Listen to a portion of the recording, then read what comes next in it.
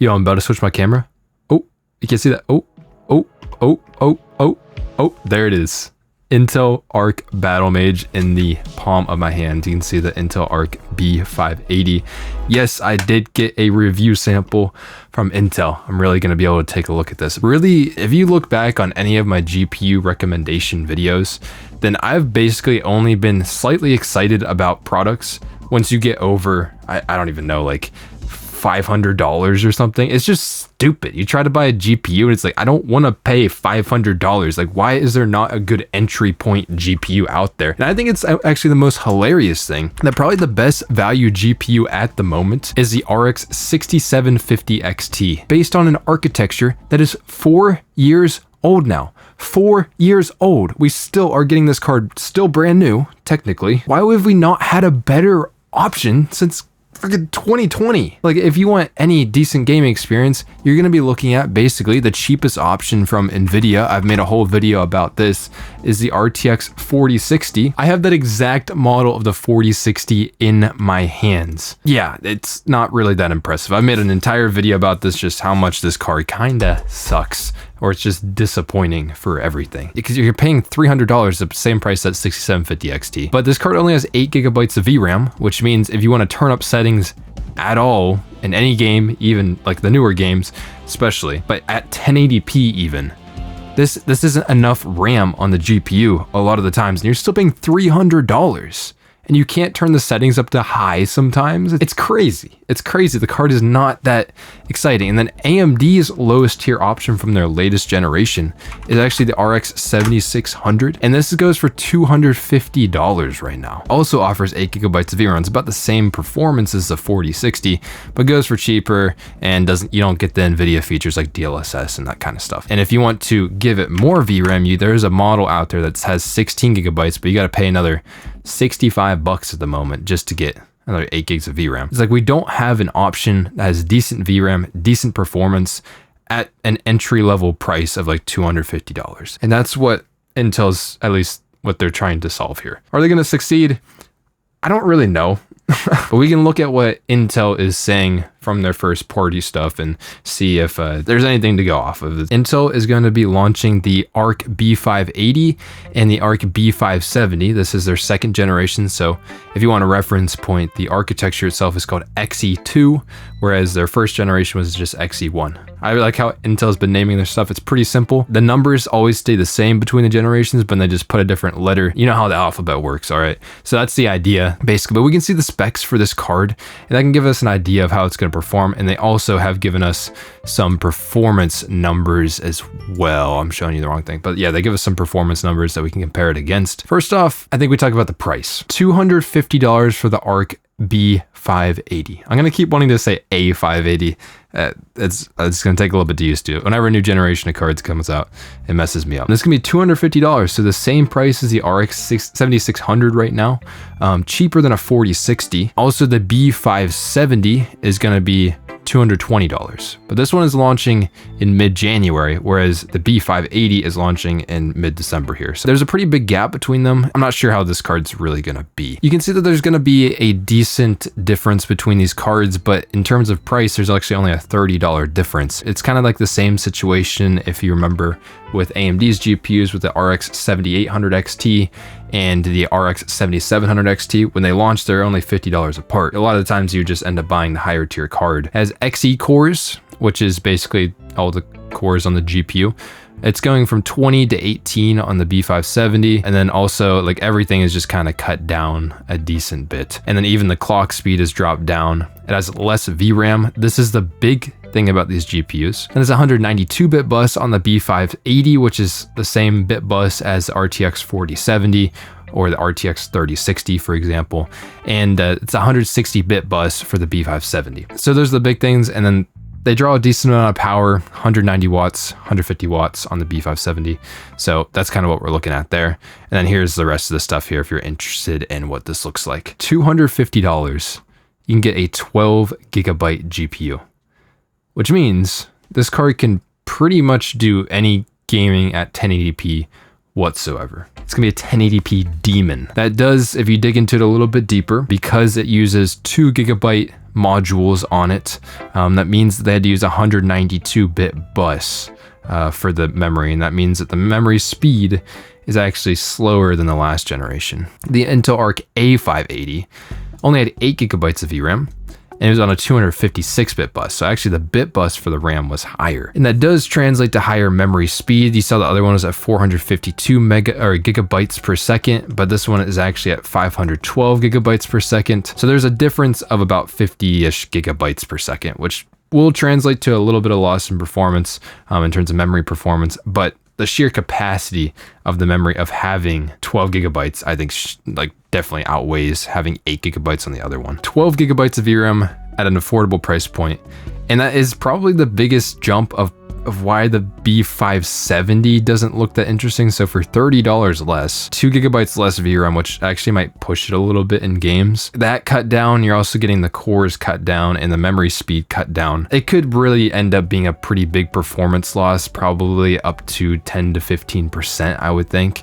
Plus, if you run into VRAM limitations, then this is going to be an extra problem. So I don't know if this card is going to be that good, but the B580 compared to a 7600 or a 4060 does look pretty attractive. And that's really because 12 gigabytes, that's not really just a 1080p graphics card. For example, RTX 4070 is a 1440p graphics card and it has 12 gigabytes of VRAM. So you know what Intel's actually marketing this card with, and if you look at their slides, they're actually targeting this card at 1440p, is that even though this is a entry-level-ish kind of GPU, it's like $250, right? What Intel's argument is 1440p is growing faster than 1080p, and soon enough, probably in 2026, 2027 area, it's going to be just as popular as 1080p is. Like, people aren't really buying 1080p monitors because honestly, if you look on the market, 1440p monitors really aren't that expensive. You can get affordable, fast gaming monitors for like $200. Like, I know because I've bought them. 1080p is cheaper, but it's really not that much cheaper that I don't think it's worth it. At least for my thoughts, like weighing in on this, like 1440p is becoming more popular.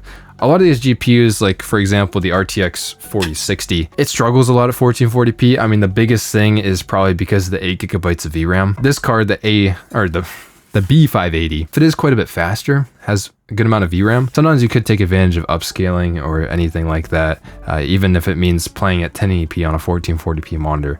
I still think 1440p is a good option nowadays. I get Intel's point here. I think they're completely valid. And NVIDIA and AMD even marketing a GPU like a 4060 at like $300, even though they call it a 1080p GPU, it's like, come on, man. Like, you couldn't have made something better than this. That's where I'm at with it, but it gets me excited that Intel is actually trying to push for 1440p here. And if it can handle it, cool. We won't know until we know. But what's interesting is if you look at the specs, I keep clicking the wrong ones. You can actually see that 20 Xe cores and 5 render slices and 20 ray tracing units. And if you do the conversions and all that kind of stuff, it's kind of weird because if you compare it to Intel's last generation card, the B580 is actually a smaller die. Like, it has less cores and stuff on it. And you might be wondering, like, why did Intel do that? Because they are still getting faster performance. Just because they're putting less cores on this one doesn't mean they're getting slower performance. This honestly just probably saves them money not having to spend as much making a big old chip on their GPU and that. And you can even see here, compared to the Arc A750, the B580 is on average 24% faster at 1440p. The A750 is an 8 gigabyte graphics card, and then the B580 is a 12 gigabyte graphics card. If you actually see here how that comes into play, in terms of games like Last of Us Part 1, you can see it's one of the highest gained cards here, 41% faster than the A750. And that's probably because Last of Us is a very VRAM intensive game. Horizon Forbidden West can be pretty VRAM heavy, so this actually might be taking advantage there. Like, you might argue that, oh, this is just like, I don't know if we can take 24% faster as Bible here. But I think actually these are pretty accurate because there's not really that many games here that are VRAM limited at 1440p, even with 8 gigabytes. So I think overall we can sort of trust this data. Again, this is first party data. I'll be testing this. Everybody's going to be testing this. Now, to note too that the Arc A750 was actually a tier above the A580. Those weren't the same tier. So I don't exactly know why they compared those two GPUs, they aren't really successors to each other. Maybe it's because it's closer price comparison. Like the A750 typically is $250 now, especially for the same price, and you get more VRAM and you'll have other architectural benefits going from the new generation. You can see some of these games have insane gains, and that's actually because of when they jumped XE1 to XE2. They've changed a lot. There's different parts of the GPUs and it does different calls and everything. And because Intel Arc Alchemist, their first generation graphics cards, that's their first generation. Say in compute dispatch and draw XI or 11, I don't know. The new GPUs are 12.5 times faster, 7 times faster at specific tasks. You can have massive gains going to the new architecture.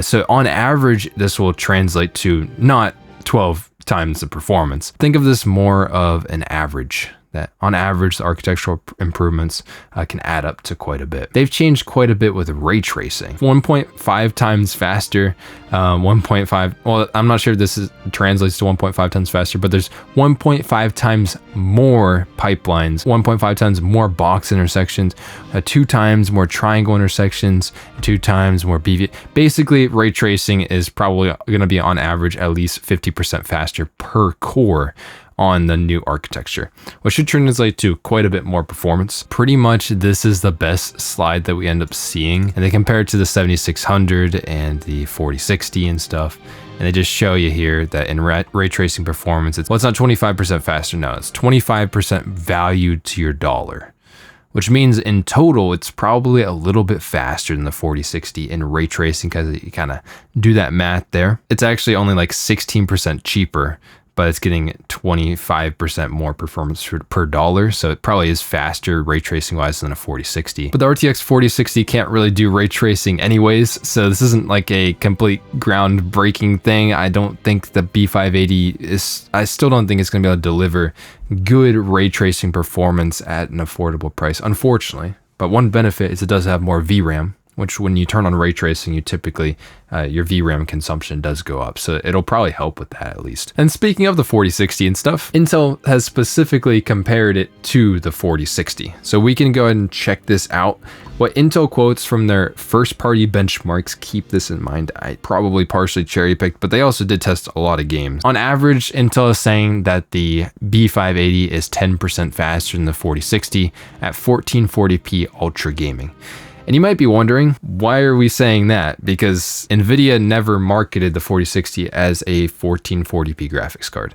So why the heck is Intel comparing the 4060 at 1440p? And it's because, and it's harkening back to what they said before, 1440p is becoming the new 1080p. In my honest opinion, you're spending $300 on a card, it should be able to play at 1440p. And we'll see with the B580 how that ends up working out. And that's probably why we're gonna see higher performance here, because I think honestly pulling in, if they were both at 1080p, I have a pretty strong feeling that the B580 is going to be more like 5% faster than the 4060 on average. That would be my guess if it wasn't 1440p, because as we go up in resolution, as we go up in graphics settings, then the VRAM demands is going to hit the 4060 with 8 gigabytes. But are you going to be playing at 1080p? Does that really matter? As long as Arc drivers, because now they're on their second generation, as long as they work well, you'll probably be seeing a 10% better performance on average. I mean, that's pretty cool. There's something else interesting I want to point out, at least with the drivers on the B580, because these cards are a second generation.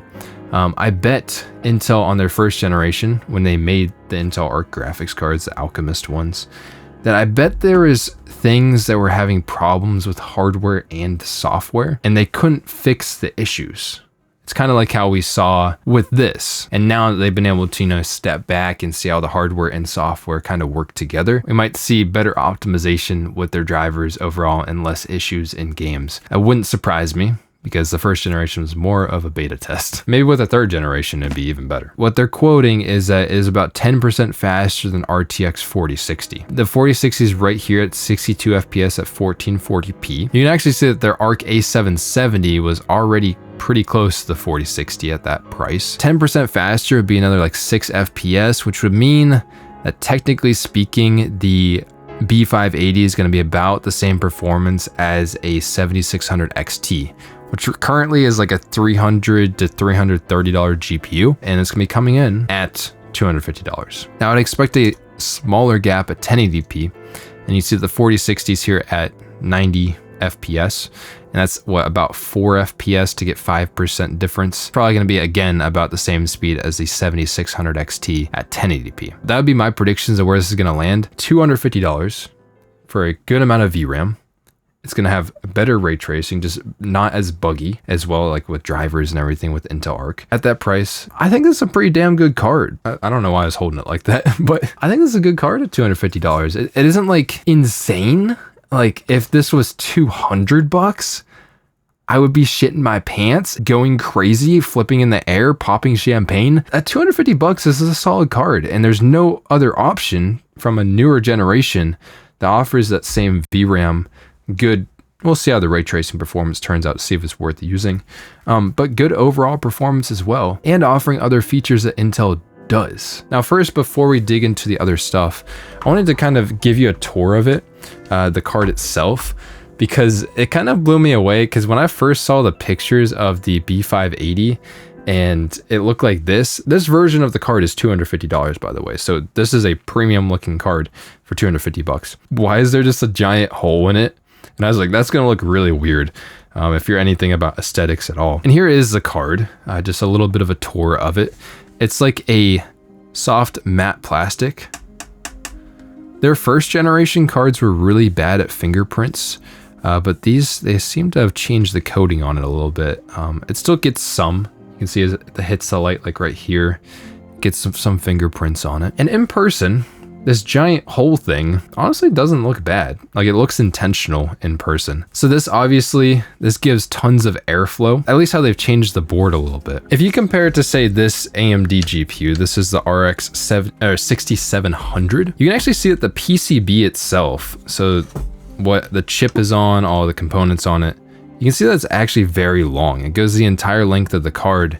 That doesn't allow any space for air to pass through and kind of do flow through cooling. But what's interesting with the new card is you can actually see, because there's a giant flow through area on it, the PCB is actually only up to this power connector right here. Like it's actually genuinely very small, and it's kind of architecturally similar to how like NVIDIA has been doing their 40 series graphics cards, where you see the PCB is really not that long on this 4060. Obviously, this is a very small card in general. Even this tiny ass 4060 has a giant area for flow through cooling there. You know what I mean? You see how short that PCB is. I think it's overall really good because their old cards had a very large PCB as well.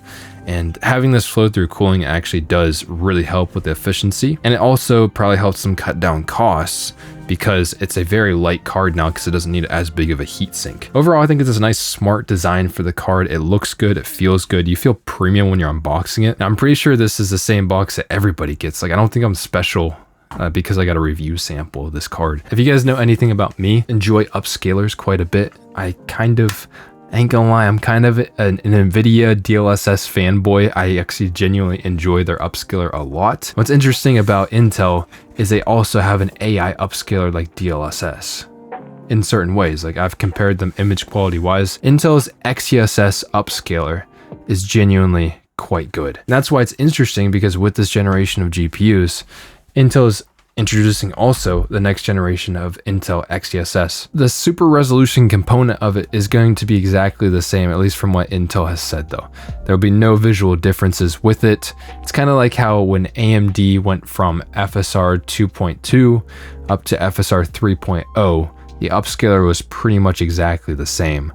It was just they added frame generation. We'll get to see how it looks, but it's going to take advantage of AI, and also they're getting a new low latency pipeline. Now, from what Intel has said, is every game with XeSS 2 in it, because it has frame generation, they're using the low latency part of it. It's basically like NVIDIA Reflex, to reduce the latency so you don't feel as much the extra frames and delays that frame generation does have. But first, let's go ahead and check out the frame generation component of this. It's honestly not that different compared to the other frame generation versions that are out there, FSR 3 or DLSS frame generation. So what you can see here is they're taking 2 real frames in the game, and they're also calculating the motion vectors and the depth calculations from the game. And these are all the inputs. And they kind of shove this into this model, and you get the optical flow reprojection, which actually this is an AI model. This isn't an optical flow accelerator like NVIDIA uses for their frame generation. And there's also motion vector reprojection, which is also another AI model. And it combines these two, and it can make some interpolated frames to give you double the frame rate. Now I remember, and I don't know where these leaks would be, maybe Intel's frame generation could end up being able to do more than one extra frame, which would mean you get more than double the frame rate. You could get triple the frame rate. I can ask, okay, I can probably ask and get an answer on that. If there's any plans to add that in the future. There's no really real reason except for processing overhead of why you couldn't just add more and more frames to it in the game. Using AI as well, FSR3 frame generation can have issues sometimes depending on the game's integration. Sometimes it's great. In Stalker 2, frame generation from FSR looks great. But in a game like, at least the beta test for this game, Monster Hunter Wilds, frame generation from FSR looked terrible in that game. So you can see, like, based on the integration that the developers do, FSR frame generation can look really bad. And I am wondering with XeSS frame generation, if it could be more consistent because it does use AI models. Unlike, you guys probably know their upscaler, XeSS super resolution is super cool because you can use this on Intel GPUs, which uses their AI model and everything and accelerates it with their XMX engine. But if you want to use this on a non-Intel GPU, like for example, because AMD GPUs haven't had AI upscaling on them, then you can use a fallback pathway called the DP4A fallback. And you can still take advantage of XeSS on like non-Intel GPUs using the fallback. But the fallback does have some caveats. It takes more of a performance hit, so you get less like extra frames basically, but also it doesn't look as good visually. The DP4A one still looks good. It still takes advantage of AI. It just doesn't look as good as the one that runs natively on Intel GPUs. But what does kind of suck about the frame generation component, you have to have an Intel GPU to use the frame generation part of this. And as far as we know, there's no plans to make this compatible with any other brand of GPU either. And that's probably because of the AI stuff. You needed like a specific engine, and that's the only way they've made it compared to what AMD's done with FSR3, for example. Is that really a big deal? Because AMD ones have FSR. FSR one is actually really good. NVIDIA GPUs have DLSS 3 frame generation if you're on 40 series, but if you're not on 40 series, you can still use FSR 3. I don't think it's really that big of a deal, and I don't think Intel should really focus any time to make this on other GPUs, but I'll be interested to test frame generation on these ones. Now, also confirmation, if you were an early adopter for Intel Arc GPUs with Alchemist, their A series ones, well, you will be able to use frame generation on those cards. This isn't something specific to Battlemage GPUs that completely shifts everything. I don't know if you get as good performance out of the older GPUs. Maybe they upgraded the engine on this. And let's also just do a quick look at XeSS low latency. So what they're calling this is XeSS LL. So if you turn on their low latency pipeline, which does have to be integrated into a game, by the way, you can get 45% improved latency on that if it's integrated into the game. And if you combine it with their super resolution, which I don't really like to compare that because super resolution isn't native anymore at that point, but you can reduce it even more with the low latency to 19 milliseconds, all the way from, remember this before was at 57, now it's down to 19. That is a much faster response. And then because you have lower latency in the game, then you can bring it up with frame generation again and still get similar responsiveness to basically running like at native or with their super resolution. So it's pretty cool. Obviously, this is very similar to NVIDIA Reflex and AMD's Anti-Lag 2 because it's integrated into the game. This is how it works, all right? And they also have a mode that is going to be through the driver, kind of like how AMD has Anti-Lag, like the base one that works in all games. And speaking of drivers, so Intel is actually completely overhauling their driver. I think in order to understand this, we should also look at what the old Arc driver software looked like. Let me switch my inputs. So if we look here, we right click and go to Arc control software. This is kind of their suite that has everything in it. And you can see here that there's like a tab of different things, but if you really dig into it, say like I want to look at my display settings, there isn't really that much you can do here. You can change the hue on your display, really want to trip on acid or something. But you can also look here in the performance tab. It's like, they show you a bunch of different stats about your GPU. I have the A750 in here at the moment. This is not this. But you can also upgrade your drivers and all that kind of stuff. And this is also a capture software. So if you want to just capture highlights, camera, but what Intel is going to be doing by adding a ton of features for your display, so you can actually change different characteristics about how your display is working, which is huge. This is a huge lacking feature because sometimes you have displays that just don't work with a GPU and you can't fix it because the GPU doesn't give you the option to. There's also different 3D settings in the game. Like you can actually do an FPS limiter at the driver level, which is really cool. And on the right side here is actually maybe one of the coolest things, is actually having an overlay in the game that can show you FPS, like a lot of other manufacturers have. That wasn't available on Arc cards before. Now you can also do overclocking built into the drivers, like how AMD has it. You can do overclocking through NVIDIA software, but it's really, really light. So you can see like what kind of stuff you can do here with overclocking. And I'll probably be testing this on the Battlemage card as well to see how much more performance you can get out of it. The B580, it is pretty freaking cool. I'm excited for it because really having a good budget GPU, if that's how this turns out, honestly, I don't know how it performs at all. We'll see how it stacks up, like, especially against the competition that's been at the cheap price point. I mean, the 4060, 7600, those cards suck. The weird part about this is I think this card would hit even harder though if it came out 6 months ago. No other graphics cards generations were in sight, but at this point we already know that NVIDIA and AMD are going to be releasing new GPUs in January of next year, at least from all the leaks and everything. We've already seen that. So yeah, this card is coming a little bit late. I say if it didn't have any new competition with it, it would really be stampeding. But we'll have to see what NVIDIA and AMD end up cooking. But overall, I'm excited about it. I'm excited to see how it performs. Once I get drivers for it, then we'll be testing it. The release day for this card is on December 13th. That's when you'll actually be able to get it. And I'm pretty sure the embargo goes up that day, so I could even show you stuff if I have stuff ready. This is a high point for Intel, and I'm hoping this goes well. Intel really needs a win. Nothing has been working out for them. Like their CEO just left when they're releasing these products. I don't even understand. I don't know what's happening anymore. The problem with it is because so many other areas of Intel are struggling right now. I don't think they have the extra capital to take hits like researching, developing this. Have a good one. Let me know what you think about this card. And I'm going to be busy benchmarking quite a bit. Maybe I'll get some other videos out. I'll see you guys. Peace.